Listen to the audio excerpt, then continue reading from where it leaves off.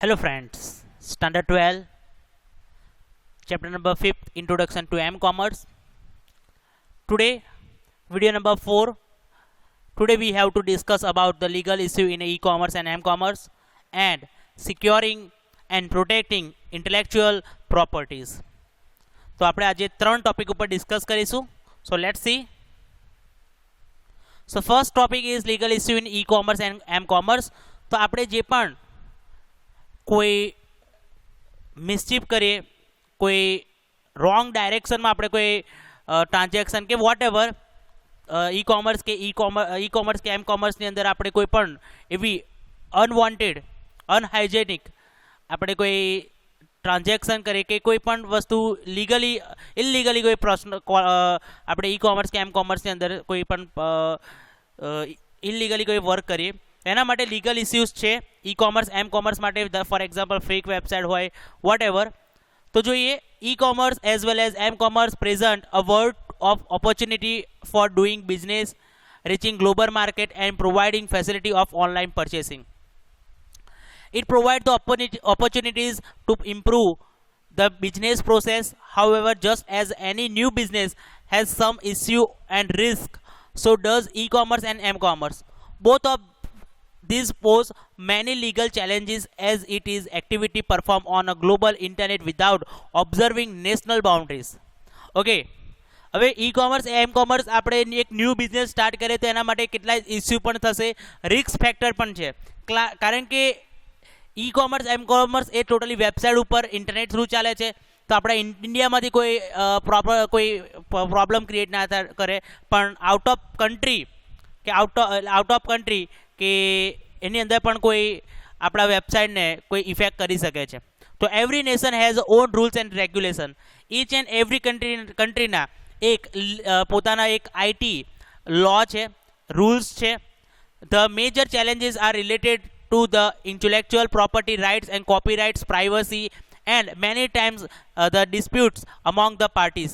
The legal framework is necessary to resolve this issue. Many countries have already established their legal framework for electronic commerce. Indian government has also established the IT law under the IT act. એટલે બધી જ કન્ટ્રીની અંદર IT લો એટલે information ટેકનોલોજીના લો અને IT act બનેલા છે. આપણે ઇન્ડિયન ગવર્મેન્ટે પણ ઇસ્ટાબ્લિશ કરેલા છે. ઈચ એન્ડ એવરી કન્ટ્રી માટેના પોતાના ઓન રૂલ્સ છે, એવા ફ્રેમવર્ક બનાવેલી છે. Enforcement of legal rules and regulation providing confidence the customer that their personal information remain secret and will not be misuse. કોઈ પણ કોમર્શિયલ આપણે બિઝનેસ છે અને કોઈ પણ પર્સન એને કોઈ પણ ટ્રાન્ઝેક્શન કરે છે એના ડેટાને આપણે મિસયુઝ કરીએ તો એને પણ એ જે રિસ્પોન્સિબલ પાર્ટી હોય એને પનિશમેન્ટ આપવામાં આવે છે. If it misuse responsible party can be punish. For example એમેઝોનની ઉપર આપણે ટ્રાન્ઝેક્શન કરીએ છીએ અને એમેઝોન પર્સન એ આપણા ડેટાનો મિસયુઝ કરે છે તો એને આપણે લીગલી કોઈ પણ એક્શન લેવું હોય તો લઈ શકાય છે. This type of security is must in e-commerce and m-commerce as a customer provide their sensitive information like credit card, debit card. Company making online business are getting legal support in a case of misuse of their logos or any copyright material like the digital content. Any dispute between the two parties can be resolved under this law. For example હું એમેઝોનની website છે એના જેવી જ બીજી કંઈક બનાવું છું, પણ એમેઝોન જેવી જ એના જ કન્ટેન્ટ હું યુઝ કરીશ તો એના માટે મારે લીગલ ઇસ્યુઝ પણ થશે. એના માટે કોપીરાઇટ્સનો લો કે એવા પણ લીગલ કન્ટેન્ટ અથવા કોઈ બીજા કન્ટેન્ટ કે લોગો હું કોપી કરીશ તો કોપીરાઇટના લો એવા ટાઈપના એવા કેટલાય એવા લીગલ આઈટી લો છે જે આપણા ઇન્ડિયાની અંદર બનાવેલા છે. તો એના ઉપર તમે કોઈ પણ વસ્તુ અથવા કોઈ પણ મેં પહેલાં પણ કહ્યું કે એમેઝોનની અંદર આપણે કોઈ પણ ટ્રાન્ઝેક્શન કરતા હોય અને કોઈ આપણા ડેટાના મિસયુઝ કરે એમેઝોન તો એના ઉપર પણ લીગલ ઇસ્યુઝ થાય. In short inch and every step છે બહુ ઇમ્પોર્ટન્ટ છે. વેબસાઇટની અંદર જો આપણે કોઈ વેબસાઇટમાંથી કોઈ પણ બીજી વેબસાઇટમાંથી આપણે કોઈનો લોગો અથવા મટીરિયલ પણ ઉઠાવીનો યુઝ કરીએ તો પણ આપણા ઉપર લીગલ ઇસ્યુ એટલે મીન્સ એના લો આપણા ઉપર એક્શન મીન્સ જે પણ પર્સન આપણા ઉપર લીગલી એક્શન થઈ શકે છે. હવે વાત કરીએ સિક્યોર કેવી રીતના થાય. આપણા જે ડેટા છે એને સિક્યોર કેવી રીતના કોઈ ફોર એક્ઝામ્પલ મારી પોતાની વેબસાઇટ છે એના પરથી મારા લોકો કોઈ લઈ ના શકે કે કોઈ કોપીરાઇટ ના કરી શકે. તો એના માટે સિક્યોરિંગ ઇન્ટેલેક્ચ્યુઅલ પ્રોપર્ટી, એટલે આપણી જે ઓન પ્રોપર્ટી છે એ સિક્યોર કેવી રીતના થાય એના માટે આપણે જોઈએ તો intellectual property include books, softwares, music, video, copyrights, trademark and web page. આ બધામાં ઇસ્યુઝ થઈ શકે છે. ધારો કે વિડીયો હોય તો આપણે વિડીયો કોઈ કોપી કરીને બીજો બનાવી શકે છે. એવું બધું ના થાય એટલે એના માટે આપણે સિક્યોર આપણા જે પ્રોપર્ટી છે, ધારો કે કેટલા માર્કેટની અંદર આઈટીની અંદર વેબસાઇટ હોય એની વેબસાઇટ બીજી બનાવે, લોગો પણ સેમ હોય, એ કોપીરાઇટનો લો લાગે. પણ એવું એ લોકો કરી જ ના શકે. એના માટે આપણે સિક્યોરિંગના થોડાક પ્રોપર સ્ટેપ છે. પહેલું જોઈએ કોપીરાઇટ. તો copyright provide the author with the tool to protect his or her original work from being used or taken by other without permission. For example આપણે કોઈ લોગો કોઈ પણ વસ્તુ બનાવ્યું હોય, ફોર એક્ઝામ્પલ મેં બુક્સ બનાવી છે, તો આપણી પરમિશન લીધા વગર કોઈ પણ અનઓથોરાઇઝ પર્સન એનો મિસયુઝ કરી શકે અથવા આપણા જેવું બનાવી શકે છે. It is applicable to books, software, program or articles. Copyright law protect intellectual property in the various forms and can not be use freely. એટલે કોપીરાઇટનો લો છે કે કોઈનું ડિટેલ્સ પરમિશન વગર આપણે કોઈના કન્ટેન્ટ પણ આપણે કોઈના લઈ ના શકીએ, કોઈની બુક્સ કે કોઈ પણ સોફ્ટવેર એનો યુઝ ના કરી શકે. It is very difficult to protect intellectual property in e-commerce or m-commerce. For example, if you buy a software you have the right to use it and not the right to distribute. તમે કોઈ software purchase કરવાનો right છે, તમે purchase કરો, use કરી શકો છો, પણ એને ડિસ્ટ્રીબ્યુટ કરવાનો રાઇટ નથી. The distribution rights are with the copyright holder. એ જે ડિસ્ટ્રીબ્યુટર હોલ્ડર છે એ જ વેચી શકશે. Most of web pages are protected by copyright. in that case copying content from the website also violate copyright law. હવે કેટલીક વેબસાઇટ એ copyright protected હોય વેબ પેજ, તો એમાંથી તમે કોઈ પણ વસ્તુ તમે કોપી કરી શકશો નહીં. અને સપોઝ તમે જો કોપી કરશો તો કોપીરાઇટનો લો તમારા ઉપર કોપીરાઇટનો લો તમને લાગુ પડશે. નીચે વાત કરીએ ટ્રેડમાર્ક. બહુ ઇમ્પોર્ટન્ટ છે, આમાંથી પૂછાય છે કેટલાક question. It is a specific logo or mark, word, symbol, design, faces or image which is used by individual or company distinguish a product or service from that of other in the market. માર્કેટની અંદર પોતાનો logo જાય, image થાય, કોઈ word થાય,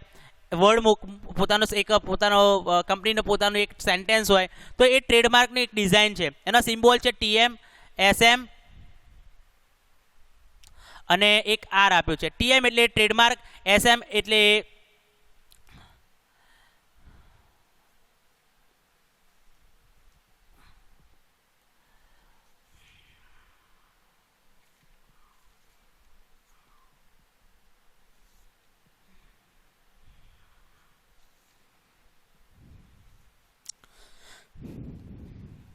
તો 3 ટાઈપના trademark છે, TM, SM અને R. TM એટલે ટ્રેડમાર્ક, SM એટલે સ્ટાન્ડર્ડ માર્ક અને R એટલે રજિસ્ટર. આ 3 લોગો એ કોઈ પણ વર્ડ કે લોગો, સિમ્બોલ કે ડિઝાઇન ઉપર હોય છે. એટલે ઇન શોર્ટ તમે એને પણ તમે કોપી ના કરી શકો છો. કોપી નહીં, એ લોગો પણ જે વર્ડ હોય, ફોર એક્ઝામ્પલ રિલાયન્સ છે, રિલાયન્સનું R જે છે એ કે એનું એક સ્ટાન્ડર્ડ નેમ છે, એને પણ આપણે યુઝ ના કરી શકાય. હવે domain name disputes. Domain name એટલે વાત કરીએ તો the competition over the domain name is another legal issue. આ પણ એક લીગલ ઇસ્યુ થાય. ઉપર આપણે ટ્રેડમાર્ક કહ્યું કે તમે સિમ્બલ કે તમારો ઓરિજિનલ હોય તેને આપણે ટ્રેડમાર્ક TM લખી શકીએ ઉપર. હવે અગર ડોમેન નેમ, તો domain names where the given the first come first serve basic. people would register domain name that are not in use but would be important. So domain name were sold to concerned company at very higher price. This is known as cyber squatting. એટલે cyber સ્ક્વાટિંગ એટલે domain name. તમે કોઈ પણ website બનાવો છો તો તમારે વેબસાઇટનો domain name તમારે પરચેસ કરવાનો હોય છે, પણ મોટી મોટી જે કંપનીઓ હોય છે એ ડોમેન નેમને પૈસા આપીને એને પરચેસ કરી લે છે, તો એને શું કહેવાય? સાયબર સ્ક્વાટિંગ કહેવાય. આ પણ એક પ્રોબ્લેમ છે. Another problem is the name changing where the someone register purposely misplayed where a variation of well-known domain names. એટલે ડોમેન નેમમાં શું થાય કે તમારી જે વેબસાઇટ હોય એ વેબસાઇટમાં જસ્ટ થોડુંક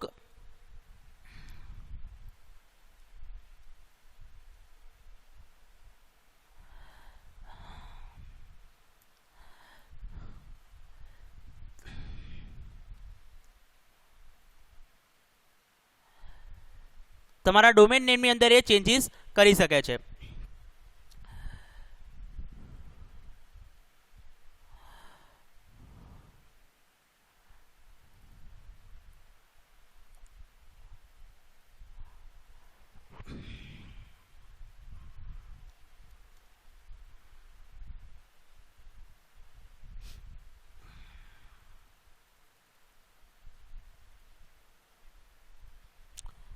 તો અહીંયા આગળ આપણે ડોમેન નેમની વાત કરતા હતા. તો સાયબર સ્ક્વોટિંગ મીન્સ હાયર પ્રાઇસમાં કોઈ કંપની ડોમેન નેમ પરચેસ કરી શકે છે. બીજો એક પ્રોબ્લેમ છે કે સપોઝ તમારું કોઈ વેબસાઇટનું નેમ હોય તો એનું થોડુંક ચેન્જ હોય. તમારી વેબસાઇટ હોય તો વેબસાઇટમાં એ લોકો થોડોક નામનો ચેન્જ કરે. ફોર એક્ઝામ્પલ આપણે અમૂલનું હોય તો અમૂલની જગ્યાએ આમૂલ લખીએ તો એ થોડાક નામમાં ચેન્જ થયો. તો એ શું છે, વેબસાઇટ તો સેમ જ છે પણ એનું નામ રજિસ્ટર થયું હોય અમૂલથી અને આગળ ખાલી અમૂલનો AMUL સ્પેલિંગ છે, ખાલી આગળ એ જ એક એડ કરી દે AAMUL આમૂલ, તો એ શું થયું, એ બદલાઈ ગયું. તો એ પણ એક ઇસ્યુ છે ડોમેન નેમ, કે તમારા ડોમેન નેમ હોય છે તો એ ડોમેન નેમમાં પણ એવું થાય છે. જો આપણે જોઈએ તો મિસસ્પેલ કરે એટલે તમારે સ્પેલિંગ મિસ્ટેક કરે. This can be mislead the consumer who generally make typographical errors while the entering a URL. જે આપણે URL યુનિફોર્મ રિસોર્સ લોકેટરમાં કોઈ વેબસાઇટ લખીએ તો આપણે લખવામાં ભૂલ લખાઈ જાય. ગૂગલની જગ્યાએ GOOGL ની જગ્યાએ કંઈક બીજું લખાઈ જાય તો બીજું કંઈક ઓપન થાય છે. તો આવી ટાઈપની ડોમેન નેમ એટલે ઇન શોર્ટ તમારી જે વેબસાઇટ હોય એમાં ખાલી થોડોક માઇનર સ્પેલિંગનો મિસ્ટેક કરી દે એટલે અલગ ચેન્જ કરી દે એટલે આખું એની વેબસાઇટ બદલાઈ જશે. તો આવા પણ પ્રોબ્લેમ ક્રિએટ થાય છે. હવે આપણી જે પ્રોપર્ટી છે એને પ્રોટેક્ટ કેવી રીતના થાય. આ તો સિક્યોરની વાત કરી કે આપણે કેવી રીતના સિક્યોર, એટલે આપણે ડોમેન નેમ પ્રોપરલી રજીસ્ટર કરાવવું પડે, બરાબર, એટલે આપણું ડોમેન નેમનો કોઈ મિસયુઝ ના કરી શકે. હવે આપણે આ સિક્યોરિંગની વાત કરી. 3 ટાઈપનું સિક્યોરિંગ, કે આપણે કોઈ આપણા ડેટા કન્ટેન્ટ ચોરી ના કરી છે, એના માટે કોપીરાઇટનો લો છે, ટ્રેડમાર્ક છે અને ડોમેન નેમ ડિસ્પ્યુટ છે. હવે આપણે પ્રોટેક્ટ કેવી રીતના કરીએ, આપણા ડેટાને પ્રોટેક્ટ કેવી રીતના કરીએ, તો એના માટે ફર્સ્ટ છે સ્ટેગ્નોગ્રાફી. સ્ટેગ્નોગ્રાફીની વાત કરીએ તો steganography is the process of hiding information within the other information. The information is file if not protected can be use for any malicious purpose. It work by replacing unused data in a computer file such as image, sound or text with invisible information. This is hidden information can be text, cheaper text or even image. Special software is needed, the steganography and the freeware version available on the internet which can be easily downloaded. Okay, steganography એટલે આપણે જે data છે, important data છે ને hide કરી દઈએ. એના માટે એવા સોફ્ટવેર્સ પણ અવેલેબલ છે જેથી કરીને એક લોકર કરીને પણ આવે છે, બીટ લોકર કરીને પણ એવા સોફ્ટવેર્સ અવેલેબલ છે. એવા માર્કેટની અંદર કેટલા બધા સોફ્ટવેર્સ અવેલેબલ છે ફ્રીવેર, એને આપણે ડાઉનલોડ કરીને. સ્ટેગ્નોગ્રાફીનો મિનિંગ શું થાય કે એનાથી આપણા જે વિઝિબલ ઇન્ફોર્મેશન છે એને ઇનવિઝિબલ કરી શકીએ. ફોર એક્ઝામ્પલ આપણા લોગો છે, બરાબર, ઇન્ફોર્મેશન ટેક્સ્ટ છે, ફાઇલ્સ છે, આ બધાને આપણે હાઇડ કરી શકીએ. એટલે આપણા ડેટાનો મિસયુઝ ના કરી શકે કોઈ. આપણા પીસીની અંદર આપણે એને હાઇડ કરી શકીએ જેથી કરીને મિસપ્લેસ ના થાય અને મિસયુઝ પણ ના થાય એના માટે. હવે વાત કરીએ ડિજિટલ વોટરમાર્કિંગ. વોટરમાર્ક વિશે ખબર હશે તો ડિજિટલ વોટરમાર્ક એટલે ડિજિટલ કોડ છે જેની અંદર આપણે ઇમેજ હોય, ઓડિયો હોય, વિડીયો હોય. આપણો ધારો કે ઓડિયો અથવા વિડીયો કોઈ અનઓથોરાઇઝ પર્સન એક્સેસ ના કરે અને આપણો મિસયુઝ ના થાય એના માટે આપણે એને બેક સાઇડ વોટરમાર્ક આપી શકીએ છીએ. ઇમેજની પાછળ વોટરમાર્ક આપી, એ આપણે એક કોપીરાઇટનો આઈડેન્ટિફિકેશન છે, એ કોપીરાઇટની ઇન્ફોર્મેશન પણ આપી શકે છે. It also allowed the hiding information in a totally invisible manner. Earlier artists used to creatively sign their painting with the brush to claim copyright. ધારો કે પહેલાં અર્લિયસ્ટ પીપલ શું હતા કે જ્યારે કોઈ પેઇન્ટિંગ કરે તો પેઇન્ટિંગ નીચે પોતાની સાઇન આપે. એ શું થયું, એનો ક્લેમ થયો કે આ કોપીરાઇટ કોઈ કરી શકે નહીં. અત્યારે ડિજિટલ વર્લ્ડમાં વોટરમાર્કનો યુઝ થાય છે. તો વોટરમાર્કમાં શું છે, આપણે પાછળ બેક સાઇડમાં એનો વોટરમાર્ક મૂકી શકીએ તો એક આપણી એક ઓનરની એક આઈડેન્ટિટી થઈ ગઈ. This concept is also applicable to other media such as a digital video audio. Video audio ની અંદર પણ યુઝ થાય છે. Unauthorized distribution digital audio over the internet in MP3 format is a big problem. હવે ધારો કે આપણે sound કોઈ મ્યુઝિક લોન્ચ થયું હોય તો ઓરિજિનલ DVD લેવા જઈએ તો આપણે 150 કે 200 પ્લસ આવે, ઇનશોર્ટ કોસ્ટલી આવે. અને આપણે જ્યારે આપણે કોઈ બહાર જોવા જઈએ તો અનઓથોરાઇઝ પર્સન 10-20 રૂપિયામાં એ સોંગની DVD આપણને મળે છે. તો એ શું થયું, તો એ કોપીરાઇટ છે. તો એવું ના થાય એના માટે એની પાછળ ડિજિટલ વોટરમાર્ક મૂકવામાં આવે છે. In this case digital watermark may be useful to set up the control audio distribution and provide the efficient means of for copyright protection. In this will the data security, આપણા ડેટાની security પણ થાય. Watermark can be used for certificate and authentication. For example, the photo identity card, a person can be protected by identity number 1 2 3 4 5 6 written on the card and hidden as a digital watermark in an identity photo. હવે photo હોય છે કે કેટલાક એવા document હોય એની અંદર photo હોય, એ photo બદલાય ના જાય એના માટે એ વોટરમાર્ક મૂકેલું. એકચ્યુઅલી એ વોટરમાર્ક દેખાશે નહીં, પણ આપણે એને એને ચેન્જીસ કરે છે ફોટો એટલે તરત ડિટેક્ટ થઈ જશે કે એ એકચ્યુઅલી એનો ફોટો છે. આપણે પાસપોર્ટની અંદર જોઈએ તો પાસપોર્ટની અંદર જે ફોટો હોય છે એ આપણે જો ચેન્જીસ કરવાનો ટ્રાય કરશો તો ચેન્જ થઈ જશે, પણ એ ખબર પડી જશે કારણ કે જે આપણો એકચ્યુઅલ ફોટો હશે એની પાછળ ડિજિટલ વોટરમાર્ક મૂકેલો હોય છે એટલા માટે. અહીં આગળ પણ એ જ આપણું આપેલું છે ડિજિટલ વોટરમાર્કની વાત છે. જો એ for example name of the passport owner એ normally printed in a clear text but usually digital watermark the name can be also hidden in the passport photo. આપણા ફોટોની અંદર પાસપોર્ટ ફોટોની અંદર એની પાછળ આપણું નામ હિડન ફોર્મમાં લખેલું હોય છે. Passport anyone try to temper એટલે કોઈ છેડછાડ કરે with the passport by replacing the photo, it would be possible to detect change by scanning the passport and verify the name hidden in the photo. A visible digital watermark can be added an image using photo editor like tool like GIMP એક tool છે. એમાં digital વોટરમાર્કને આપણે કોઈ ફોટાની અંદર digital વોટરમાર્કમાં editing કોઈ કરવું હોય તો કરી શકાય છે. બરાબર. તો અહીં આગળ આપણે બે ટાઈપની વાત કરી, સિક્યોરિટી ડિજિટલ વોટરમાર્કની વાત કરી, સ્ટેગ્નોગ્રાફીની વાત કરી. આ બે વસ્તુ છે જે આપણા ડેટાને સિક્યોર કરી શકે છે. આપણા લોગો છે, આપણા વર્ડ છે, આપણો ફોટો છે, આપણા ટેક્સ્ટ છે, એ બધાને સિક્યોર કરવા માટે ડિજિટલ વોટરમાર્કનો કોન્સેપ્ટ યુઝ કરી શકે છે. આપણા ડેટાને સિક્યોર પ્રોટેક્ટ કરવા માટે સ્ટેગ્નોગ્રાફીનો યુઝ કરી શકે છે. બીજું કે આપણે જે બધા જે ઇન્ફોર્મેશનને સિક્યોરિટી કરવા માટે પ્રોટેક્ટિંગ માટેની વાત કરી. હવે આ સિક્યોરિટી માટે સિક્યોર કરવા માટે કોપીરાઇટ્સનો આપણે યુઝ કરી શકીએ છીએ. ટ્રેડમાર્કનો યુઝ કરી જેમાં TM, SM અને R ટ્રેડમાર્ક, સ્ટાન્ડર્ડ માર્ક અને રજિસ્ટર. ડોમેન નેમ પણ આપણે રજિસ્ટર કરાવી શકીએ છીએ. સાયબર સ્ક્વાર્ટિંગ કહેવાય, જેને પૈસા આપીને આપણે એને કરી શકીએ છીએ. તો આપણા ઇન્ડિયાની અંદર એવા લીગલ ઇસ્યુ પણ છે. ઇસ્યુ થાય, કોઈ પ્રોબ્લેમ ક્રિએટ થાય એના માટે લીગલ લો છે, IT લો છે. જે કોમ્પ્યુટરના રિલેટેડ કોઈ પણ સાયબર રિલેટેડ પ્રોબ્લેમ થાય એના માટે લો બનાવેલા છે.